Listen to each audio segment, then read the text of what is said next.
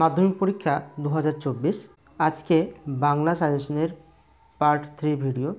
এর আগের ভিডিওতে সাহিত্য সঞ্চয়ন বই থেকে গল্পের গুরুত্বপূর্ণ লাইনগুলো দাগিয়ে দিয়েছিলাম।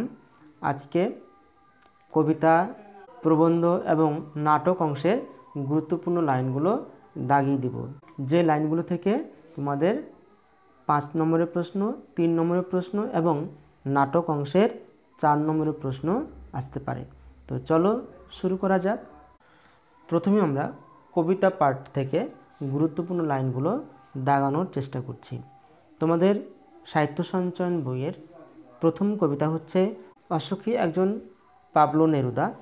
এই কবিতা থেকে এর আগের বছর 1 নম্বরের এমসিকিউ বা এসিকিউ টাইপের প্রশ্ন হয়েছে, কিন্তু 3 নম্বরের প্রশ্ন বা 5 নম্বরের প্রশ্ন এর আগের বছর হয়নি।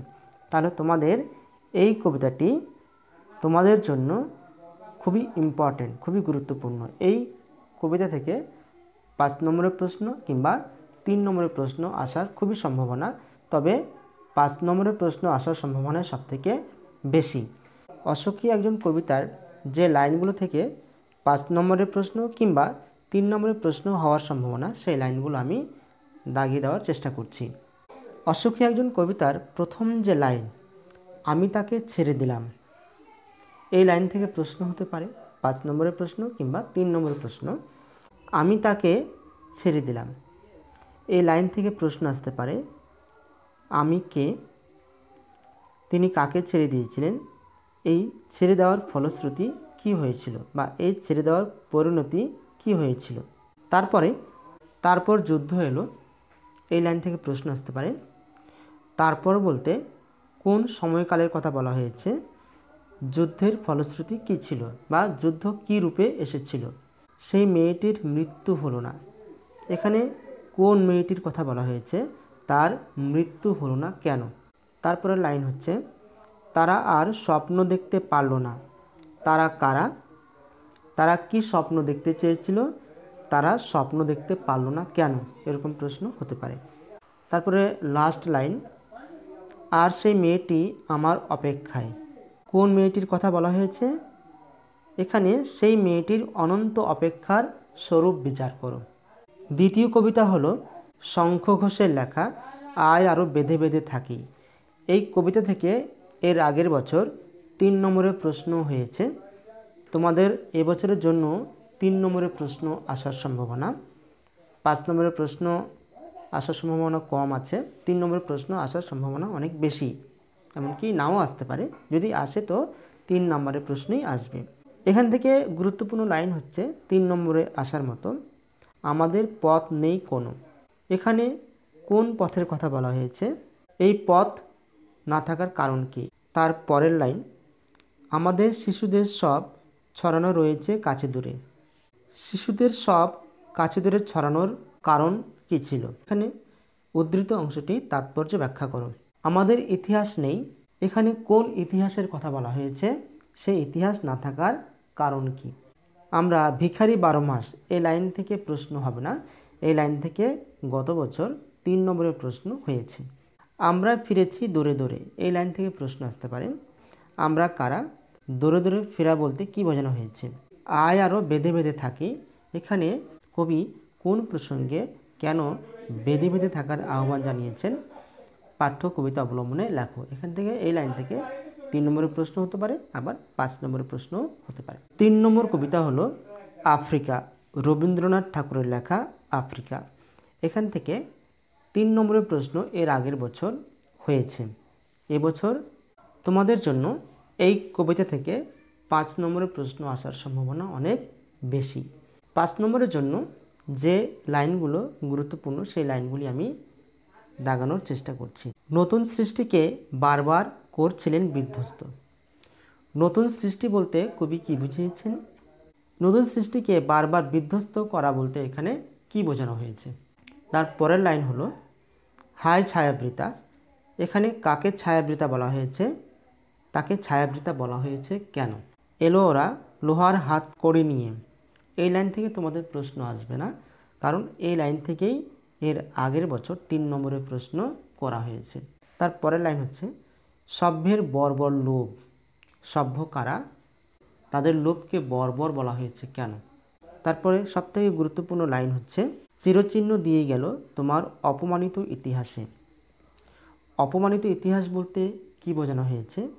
সেই ইতিহাসে চিরচিহ্ন কীভাবে দেওয়া হয়েছে বলে কবি মনে করেন। এসো যুগান্তের কবি। যুগান্তের কবি বলতে কাকে বোঝানো হয়েছে? তাকে কোন প্রসঙ্গে কেন আহ্বান করা হয়েছে? দাঁড়াও ওই মানহারা মানবীর দ্বারে। কাকে মানহারা মানবী বলা হয়েছে? তাকে মানহারা মানবী বলা হয়েছে কেন? সেই হোক তোমার সভ্যতার শেষ পুণ্যবাণী। সভ্যতার শেষ পুণ্যবাণীটি কী ছিল? প্রশ্নোদ্ধৃত অংশটির তাৎপর্য ব্যাখ্যা করো। চতুর্থ কবিতা হলো অভিষেক, মাইকেল মধুসূদন দত্তের লেখা অভিষেক। এই কাব্যাংশ থেকে 5 নম্বরের প্রশ্ন গত বছর করা হয়েছে। তোমাদের এবছরের জন্য 5 নম্বরের প্রশ্ন হবে না, এখান থেকে 3 নম্বরের প্রশ্ন হবে। 3 নম্বরের প্রশ্নের জন্য যে লাইনগুলো গুরুত্বপূর্ণ সেই লাইনগুলো হচ্ছে, হায় পুত্র কি আর কহিব কনক লঙ্কার দশা। এখানে কনক লঙ্কার দশা বলতে কি বোঝানো হয়েছে? তবে এ বারতা, এ অদ্ভুত বারতা, এখানে কোন বার্তাকে কেন অদ্ভুত বলা হয়েছে? হায় পুত্র মায়াবী মানব সীতাপতি। সীতাপতি কাকে বলা হয়েছে? তাকে মায়াবী মানব বলার কারণ কি? সাজিলা রথীন্দ্রস্ব বীর আভরণে। এখানে কাকে রথীন্দ্রস্ব বলা হয়েছে?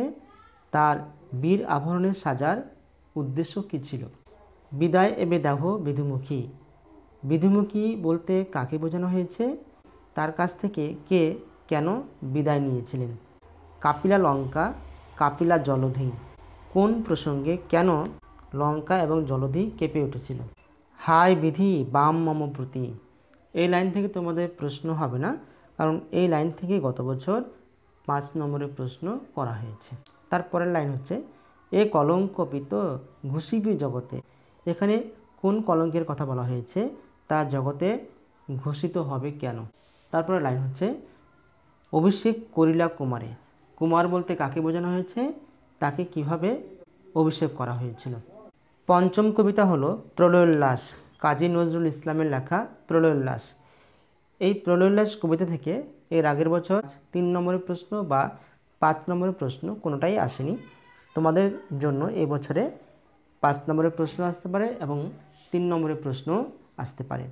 তো 3 নম্বরের প্রশ্ন আসার সম্ভাবনা সবথেকে বেশি। প্রথম লাইন থেকে প্রশ্ন আসতে পারে, তোরা সব জয়ধ্বনি কর।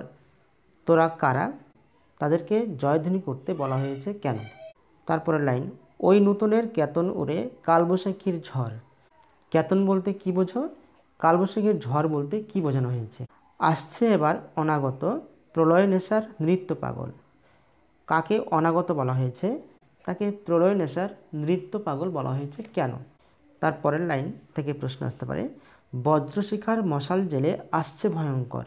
ভয়ঙ্কর কাকে বলা হয়েছে? উদ্ধৃত অংশটির তাৎপর্য ব্যাখ্যা করো। তারপরের লাইন হচ্ছে, দ্বাদশ রবির বন্যী জ্বালা ভয়াল তাহার নয়ন কটায়। এখানে দ্বাদশ রবি বলতে কি বোঝানো হয়েছে? উদ্ধৃত অংশটির তাৎপর্য বিশ্লেষণ করো। মাভৈ মাভৈ জগৎ জুড়ে প্রলয় এবার ঘনিয়ে আসে। মাভৈ মাভৈ বলতে কি বোঝানো হয়েছে? প্রলয় ঘনিয়ে আসার তাৎপর্য ব্যাখ্যা করো। তারপরে হচ্ছে, এবার মহানিশার শেষে। মহানিশা বলতে কি বোঝানো হয়েছে? মহানিশার শেষে কি ঘটবে বলে কবি আশাবাদী। দিগম্বরের জটায় হাসে শিশু চাঁদের কর। দিগম্বর কাকে বলা হয়েছে? উদ্ধৃত অংশটির তাৎপর্য বিশ্লেষণ করো। ধ্বংস দেখে ভয় কেন তোর, প্রলয়ে নূতন সৃজন বেদন। এখানে কোন ধ্বংসের কথা বলা হয়েছে? প্রলয়কে নূতন সৃজন বেদন বলার কারণ কি? আসছে নবীন। নবীন বলতে কাকে বোঝানো হয়েছে? তার আসার উদ্দেশ্য কি? ভেঙে আবার গড়তে জানে সে চিরসুন্দর। চিরসুন্দর কাকে বলা হয়েছে? তার এই ভাঙা গড়ার তাৎপর্য ব্যাখ্যা করো। কালভয়ঙ্করের বেশে এবার ওই আসে সুন্দর। কাকে কালভয়ঙ্কর বলা হয়েছে? তার কালভয়ঙ্কর রূপের পরিচয় দাও। ষষ্ঠ কবিতা হলো সৈয়দ আলাউলের লেখা সিন্ধু তীরে। এই কবিতাটি তোমাদের জন্য খুবই গুরুত্বপূর্ণ। এখান থেকে 3 নম্বরের প্রশ্ন এবং 5 নম্বরের প্রশ্ন দুটোই আসতে পারে। এর কারণ হচ্ছে, গত বছর এখান থেকে 3 নম্বর বা 5 নম্বরের প্রশ্ন করা হয়নি। আচ্ছা, প্রথম লাইন থেকে প্রশ্ন আসতে পারে, কন্যারে ফেলিল যথা। কন্যাকে যেখানে তাকে ফেলা হয়েছে সে জায়গাটা কেমন ছিল। তথা কন্যা থাকে সর্বক্ষণ। কন্যা বলতে কাকে বোঝানো হয়েছে, তিনি কোথায় থাকেন এবং তিনি সেখানে সর্বক্ষণ থাকেন কেন। দেখিয়া রূপের কলা বিস্মিত হইল বালা। বালা বলতে কাকে বোঝানো হয়েছে, তিনি কার রূপের কলা দেখেছিলেন, সেই রূপের কলা দেখে তিনি কি অনুমান করেছিলেন, পাঠ্য কবিতা অবলম্বনে লেখো। এই কবিতার সবথেকে গুরুত্বপূর্ণ লাইন হচ্ছে, যে লাইন থেকে প্রশ্ন আসার সম্ভাবনা সবথেকে বেশি, সেই লাইনটি হচ্ছে পঞ্চকন্যা পাইলা চেতন। পঞ্চকন্যা কারা, তারা অচেতন হয়েছিল কেন, তারা কিভাবে চেতনা ফিরে এলো, পাঠ্য কবিতা অবলম্বনে লেখো। 5 নম্বরের প্রশ্ন আসবে। সপ্তম কবিতা হলো জয় গোস্বামীর লেখা অস্ত্রের বিরুদ্ধে গান। এই কবিতা থেকে 5 নম্বরের প্রশ্ন হবে না, তার কারণ এর আগের বছর 5 নম্বরের প্রশ্ন এই কবিতা থেকে চলে এসেছে। এই কবিতা থেকে 3 নম্বরের প্রশ্ন আসার সম্ভাবনা। প্রথম লাইনটা ইম্পর্টেন্ট, অস্ত্র ফেলো অস্ত্র রাখো পায়ে। অস্ত্র কিসের প্রতীক, অস্ত্রকে কেন ফেলতে বলা হয়েছে এবং অস্ত্রকে পায়ে রাখা বলতে কবি কি বুঝিয়েছেন। তারপরের লাইন, গানের বর্ম আজ পরেছি গায়ে। বর্ম বলতে কি বোঝো, তা গায়ে পরার তাৎপর্য ব্যাখ্যা করো। আমার শুধু একটা কোকিল, কোকিল কিসের প্রতীক, উদ্ধৃত অংশটির তাৎপর্য ব্যাখ্যা করো। গান বাঁধবে সহস্র পায়ে, এই লাইন থেকে প্রশ্ন আসতে পারে, কে গান বাঁধবে, গান বাঁধার উদ্দেশ্য বলতে কবি কি বুঝিয়েছেন। গান দাঁড়ালো ঋষি বালক, ঋষি বালক বলতে কি বোঝানো হয়েছে, উদ্ধৃত অংশটির তাৎপর্য ব্যাখ্যা করো। অস্ত্র ফেলো অস্ত্র রাখো গানের দুটি পায়ে, অস্ত্র কিসের প্রতীক, তা গানের দুটি পায়ে রাখার তাৎপর্য ব্যাখ্যা করো। এই হচ্ছে কবিতা অংশ থেকে গুরুত্বপূর্ণ লাইন, যে লাইনগুলো থেকে তোমাদের 3 নম্বরের প্রশ্ন বা 5 নম্বরের প্রশ্ন আসার সম্ভাবনা। এরপর চলে যাই প্রবন্ধ অংশে। তোমাদের সাহিত্য সঞ্চয়ন বইতে 2টি প্রবন্ধ পড়তে হয়, একটা হচ্ছে হারিয়ে যাওয়া কালিকলম আর আরেকটা হচ্ছে বাংলা ভাষায় বিজ্ঞান। এই দুটো প্রবন্ধ থেকে পরীক্ষায় 2টো প্রশ্ন আসে, যে কোনো একটা উত্তর করতে হয়। তো হারিয়ে যাওয়া কালিকলম থেকে গুরুত্বপূর্ণ লাইনগুলো হলো, যে লাইন থেকে প্রশ্ন আসার সম্ভাবনা, কালগুণে বুঝিবা আজ আমরাও তাই। এখানে আমরা কারা, বক্তব্যটির সাহায্যে লেখক কি বোঝাতে চেয়েছেন। এরপরে গুরুত্বপূর্ণ লাইন হচ্ছে, ওর কাছে ক অক্ষর গো মাংস। ওর কাছে বলতে কার কাছে বোঝানো হয়েছে, ক অক্ষর গোমাংস বলতে লেখক কি বুঝিয়েছেন। আমরা কালিও তৈরি করতাম নিজেরাই, এখানে লেখক কীভাবে কালি তৈরি করতেন, কালি তৈরি করার পদ্ধতি পাঠ্য প্রবন্ধ অবলম্বনে আলোচনা করো। তারপরের লাইন, তাই নিয়ে আমাদের প্রথম লেখালেখি। এই লাইন থেকে তোমাদের প্রশ্ন আসবে না, কারণ এই লাইন থেকে এর আগের বছর প্রশ্ন চলে এসেছে 5 নম্বরের জন্য। ভাবি আচ্ছা আমি যদি যীশুখ্রিস্টের আগে জন্মাতাম, এই লাইন থেকে প্রশ্ন আসতে পারে। যীশুখ্রিস্ট কে ছিলেন, লেখক তার আগে জন্মালে কি হতো বলে মনে করেছেন। জন্ম নিল ফাউন্টেন পেন। ফাউন্টেন পেনের স্রষ্টা কে ছিলেন, ফাউন্টেন পেন কীভাবে জন্ম নিয়েছিল, ফাউন্টেন পেনকে বাংলায় কি বলা হয়। আমার মনে পড়ে প্রথম ফাউন্টেন কেনার কথা। এই লাইন থেকে প্রশ্ন আসতে পারে। আমার বলতে কার কথা বোঝানো হয়েছে, তার ফাউন্টেন পেন কেনার ঘটনাটি সংক্ষেপে বিবৃত করো। সব মিলিয়ে লেখালেখি রীতিমতো ছোটোখাটো একটা অনুষ্ঠান। এখানে লেখক লেখালেখিকে ছোটোখাটো একটা অনুষ্ঠান বলে মনে করেছেন কেন। আশ্চর্য, সবই আজ অবলুপ্তির পথে। এই লাইন থেকে প্রশ্ন আসতে পারে। এখানে সবই বলতে কি বোঝানো হয়েছে, সেগুলি অবলুপ্তির পথে কেন, পাঠ্য প্রবন্ধ অবলম্বনে আলোচনা করো। দ্বিতীয় প্রবন্ধ হলো বাংলা ভাষায় বিজ্ঞান, রাজশেখর বসুর লেখা বাংলা ভাষায় বিজ্ঞান। এই প্রবন্ধ থেকে যে লাইনগুলো গুরুত্বপূর্ণ, যে লাইনগুলো থেকে প্রশ্ন আসতে পারে, সেই লাইনগুলো হচ্ছে, বাংলা ভাষায় বিজ্ঞান চর্চায় এখনও নানা রকম বাধা আছে। বাংলা ভাষায় বিজ্ঞান চর্চায় কোন কোন বাধার কথা লেখক উল্লেখ করেছেন এবং সেই বাধাগুলো কীভাবে দূর হওয়া সম্ভব বলে। পাশ্চাত্য দেশের তুলনায় এদেশের জনসাধারণের বৈজ্ঞানিক জ্ঞান নগণ্য। এদেশের জনসাধারণের বৈজ্ঞানিক জ্ঞান নগণ্য কেন এবং পাশ্চাত্য দেশের সঙ্গে এদেশের বৈজ্ঞানিক জ্ঞানের তুলনা লেখক কীভাবে করেছেন পাঠ্য প্রবন্ধ অবলম্বনে লেখো। তখন বৈজ্ঞানিক সাহিত্য রচনা সুসাধ্য হবে। কখন বৈজ্ঞানিক সাহিত্য রচনা সুসাধ্য হবে বলে লেখক মনে করেন? এতে রচনা উৎকট হয়। উৎকট বলতে কি বোঝো? রচনা উৎকট কখন হয় এই প্রসঙ্গে লেখক কি উপদেশ দিয়েছেন? আমাদের আলংকারিকগণ শব্দের ত্রিবিধ কথা বলেছেন। আলংকারিক কাদের বলা হয়? তাদের বলা শব্দের ত্রিবিধ কথা সম্পর্কে আলোচনা করো। সৃজনা থেকে 4 নম্বরের প্রশ্নের জন্য যে লাইনগুলো গুরুত্বপূর্ণ সেই লাইনগুলো দাগানোর চেষ্টা করছি। আমি জানিলাম না আমাদের অপরাধ, কে কাকে কথা বলেছে? এখানে কাদের কি অপরাধের কথা বলা হয়েছে? কিন্তু ভদ্রতার অযোগ্য তোমরা, এখানে কে কাকে একথা বলেছে? উদ্দিষ্ট ব্যক্তি ভদ্রতার অযোগ্য কেন? সবথেকে গুরুত্বপূর্ণ লাইন হচ্ছে, যে লাইন থেকে প্রশ্ন আসার সম্ভাবনা সবথেকে বেশি, মুন্সিজি এই পত্রের মর্ম সভাসদদের বুঝিয়ে দিন। এখানে কোন পত্রের কথা বলা হয়েছে? পত্রের মূল বিষয় কী ছিল? এই মুহূর্তে তুমি আমার দরবার ত্যাগ করো। এই লাইন থেকে তোমাদের প্রশ্ন হবে না, কারণ এই লাইন থেকে গত বছর প্রশ্ন হয়েছে। তারপরে হচ্ছে, তোমাদের কাছে আমি লজ্জিত। কে কাদের কাছে লজ্জিত? তার এরূপ লজ্জার কারণ কী ছিল? আমার এই অক্ষমতার জন্যে তোমরা আমাকে ক্ষমা করো। কার কোন অক্ষমতার কথা বলা হয়েছে? তিনি ক্ষমা চেয়েছেন কেন? তারপর গুরুত্বপূর্ণ লাইন হচ্ছে, আর কত হেয় আমাকে করতে চান আপনারা। এখানে কারা কাকে কিভাবে হেয় করেছেন? তার পরের লাইন হচ্ছে, আজ বিচারের দিন নয়, সৌহার্দ্য স্থাপনের দিন। কে কার উদ্দেশ্যে এই কথা বলেছে? এই উক্তির তাৎপর্য ব্যাখ্যা করো। আজ আপনাদের কাছে এই ভিক্ষা যে, এখানে কে কাদের কাছে কি ভিক্ষা চেয়েছেন? কিংবা প্রশ্ন আসতে পারে, আমাকে শুধু এই আশ্বাস দিন যে বাংলার এই দুর্দিনে আমাকে ত্যাগ করবেন না।